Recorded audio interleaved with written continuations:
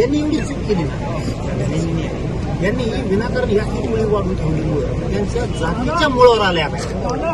या गुंडगिरीची यांना सवय लागली, पैसा कमवणे, गुंडगिरी करणे आणि त्याच्यातून राजकारण करणे. आणि आता काय झालंय ते सगळं बंद झालं. त्यामुळे हे पूर्ण घेतलेले झाले आणि तीच लाभार्थी टोळी आता ह्या दोन नेत्याच्या अशी मुळावर आली.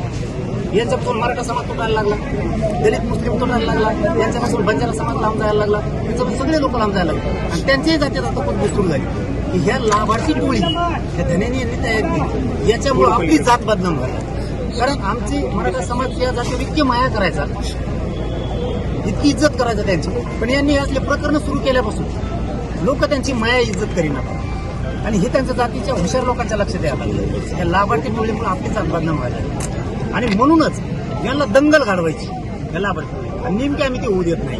कारण जातीय दंगल झाल्यावर काय चांगले गरीब लोक आहेत ना त्यांच्या विनाकारण त्यांच्या सुद्धा मुळावर येणार आहे की लाभार्थी टोळी त्यांच्या जातीला रोखलीच पाहिजे आणि धन्याची बरोबर नावं करतो ना त्याने थांबले पाहिजे, त्याच्या मुळाशी येतील एखादीशी. दादा